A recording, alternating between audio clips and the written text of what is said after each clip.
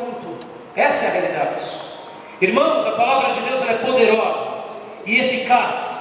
Se uma pessoa cai endemoniada na primeira vez, cai na segunda vez, mas se ela quer libertação, o Senhor a libertará. Cabe um pastor ungido do Senhor gastar tempo com essa ovelha, com as palavras de Deus, guardando a palavra de Deus no coração dela, incutando, mostrando que Deus é maior na vida dela, e essas cadeias se destruirão em nome de Jesus Cristo. O poder de Deus está na palavra do Senhor, e Ele tem poder de quebrar uma vida fragilizada, uma pessoa que tem uma baixa autoestima.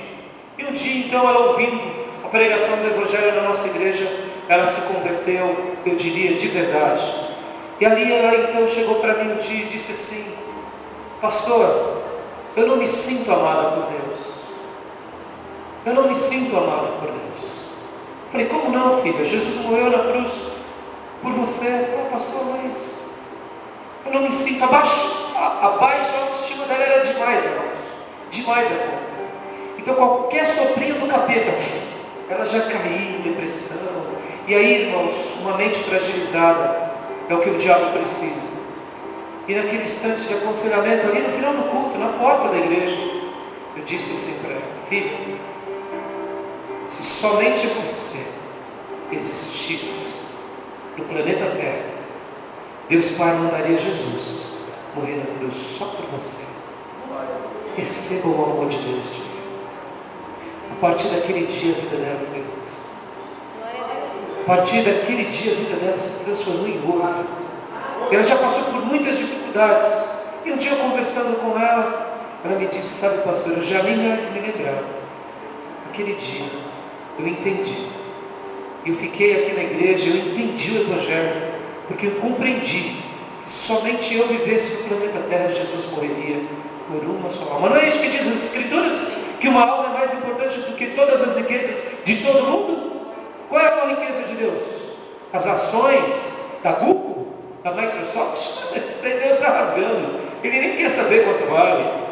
Ele se importa assim com as empresas. Deus não é alguém que deixou o mundo. Não, ele coordena tudo, as Escrituras dizem. Ele governa tudo.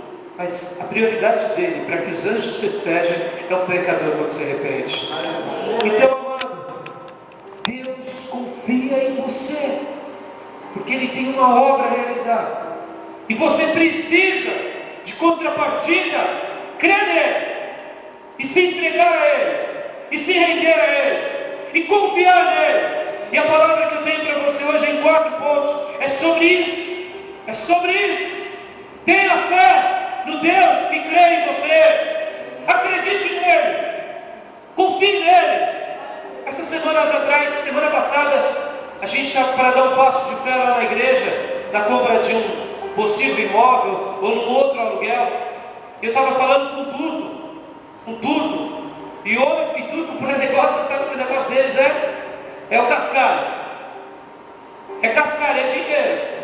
E enquanto eu falava com ele, eu falava assim: olha, eu não quero dizer muita coisa para o senhor, não. Eu só quero dizer que sobre esse negócio eu venho orando há 16 anos. E ali fiz várias propostas para ele. Sabe por quê, irmãos? Eu não só creio que nós podemos comprar ou alugar, mas eu creio que esse homem pode ser tocado por Deus e dar a planta de papel passado. Sabe por quê, meus irmãos? O nosso Deus, Ele é dono do ouro e da prata. Ele é dono de tudo. E a gente muitas vezes limita o poder de Deus. Você já parou para ver isso? A gente limita. A gente crê demais que o irmão que está com câncer vai ser curado. Aí quando ele não é curado, você fala: eu sabia, eu orei, irmão, eu jejuei. Mas quando você está com dor de barriga, parece que Jesus esqueceu. Não é assim, amados? Nós duvidamos do poder de Deus em alguns momentos. E hoje eu quero, em primeiro lugar, falar: tenha fé no autor e consumador da fé. Tenha fé nele, tenha fé. E eu dizia para minha mãe sobre esse negócio, eu falava: mãezinha, o negócio é muito alto para nós. É muito alto, mas Deus me pôs uma frase no meu coração, enquanto eu pedi oração para ela. O mesmo Deus que pode me dar uma rosa de presente e poder receber uma rosa, é um milagre. Você parou para pensar nisso? Ver uma rosa crescer. brotar e exalar aquele perfume magnífico. É um milagre da criação. O mesmo Deus que pode me presentear, porque Jesus disse que nem Salomão se vestiu como os lírios do campo. Jesus estava dizendo, com toda a sabedoria que ele tinha, a natureza que ele criou é mais suntuosa do que o homem mais sábio do mundo. E quando Deus pode nos dar uma rosa como um milagre, Ele pode nos dar um prédio como um milagre. Então eu quero te dizer aqui, tenha fé no autor e no consumador da fé. Abra sua Bíblia em Hebreus 12:2 comigo, porque hoje eu quero gastar alguns minutos aqui com os irmãos, falando do livro de Hebreus. Tenha fé no Senhor. Não se preocupe com o momento que você está passando, com a circunstância que você está passando. O teu Deus, o meu Deus, é poderoso para ouvir e responder todas as nossas orações. Olha só o que diz Hebreus 12:2. Tendo os olhos fitos em Jesus, autor e consumador da nossa fé. Ele, pela alegria que lhe fora proposta, suportou a cruz, desprezando a vergonha, e assentou-se à direita do trono de Deus. Jesus Cristo é o autor e o consumador da fé. Foi Ele que criou. E quando Ele te salvou e me salvou, Ele nos dá a fé como presente e um aliado. Meu irmão, nós podemos fazer proezas, mas para isso também temos que crer que Deus é da nossa vida, que Deus está ao nosso lado, que Deus não se esqueceu de nós, que se só você vivesse no planeta Terra, Deus Pai enviaria Jesus Cristo para morrer na cruz do Calvário por você, e depois viria o Pentecostes e o Espírito Santo só para te encher da graça, do poder de Deus, só por você e por mim. Eu tenho que crer nesse Deus que me amou. Eu era um católico apostólico romano, irmãos, eu era beato, praticante. Antes de ir para os bailinhos, quando adolescente, passava na igreja. Meus amigos ficavam dando bronca em mim, eu falava, e daí, eu quero ir. Fica vocês esperando, a gente só vai sair depois que for para a igreja. E ainda dava dura deles. E aí ia para a igreja, fazia parte da reunião dos jovens e ia para as baladas. Achava que estava, né, com a bola toda, tentando buscar o vazio. E muitas vezes até meio ébrio ainda, no dia seguinte ia para a missa cedo. 8 horas da manhã eu estava lá, meio tonto na missa, mas estava. E ia lá. E quando vinha um crente pregar para mim, e era um crente meia boca, irmãos, dava dó, só voava a pena do crente, porque eu batia.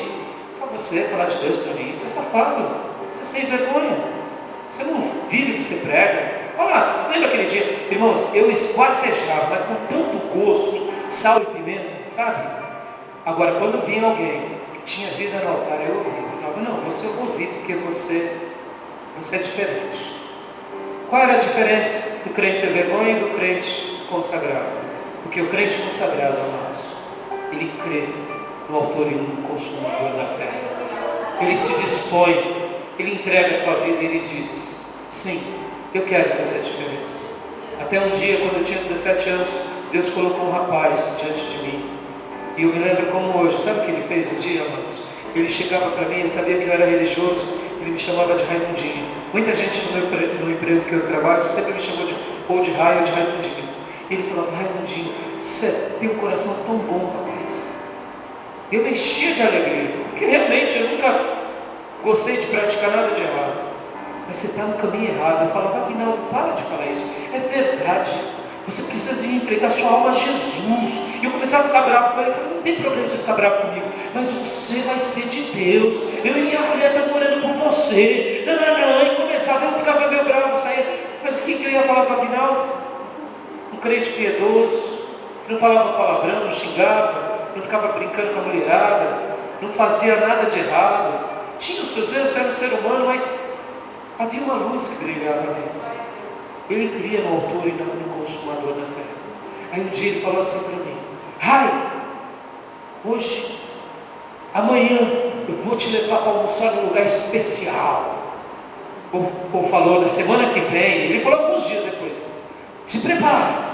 E orando, Ah, eu vou te levar. Onde é, Bibi? Imagina, menino de 17 anos, cheio de fome, trabalhava desde cedo, chegava em casa meia-noite, quebrava as panelas e comendo um lugar gostoso, queria pagar. E onde que é? O que que é um parmegiana? O que que é eu ficava aqui, aguenta a ansiedade, eu vou te levar. Trabalhávamos ali na Bolsa de Valores, ali na Álvares Penteado, no antigo prédio da Bolsa. Nós ficávamos no pregão, naquela época era auxiliar da corretora Planibank, e ele da Vaz Guimarães. E ali saímos na hora do almoço. E começamos a subir ali as ruas, sentido a Praça da Sé, e entra aqui, entra ali. Aonde é esse restaurante, Rinaldo? Aonde é? Calma, e ele ria, aquela risada gostosa, calma. De repente entramos na Senador Feijó, e de repente ali, entramos. Ele falou, é aqui, Casa da Bíblia. Irmãos, eu estava com tanta fome, e olhei, Casa da Bíblia. Se eu fosse um pouquinho mais carnal, eu ia bater nele, ia bater tanto. Mas eu não tive coragem, porque eu falei, meu Deus, que postura desse homem. E aí eu me lembrei, como um bom católico, que nem só de pão viverá homem, mas sim de toda a palavra que procede da boca de Deus. Porque eu cantava todo domingo isso. E ali eu me curvei humildemente no coração. E ali ele me mostrou as Bíblias, me mostrou os discos, os hinos, os livros, me deu algo de presente que eu não me recordo.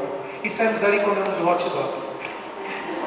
E ali eu fiquei assim, com uma ponta de frustração, meio aqui, eu nunca mais vou almoçar com ele. Mas depois eu pensei e falei, poxa vida, esse camarada quer bem para mim, quer bem para mim.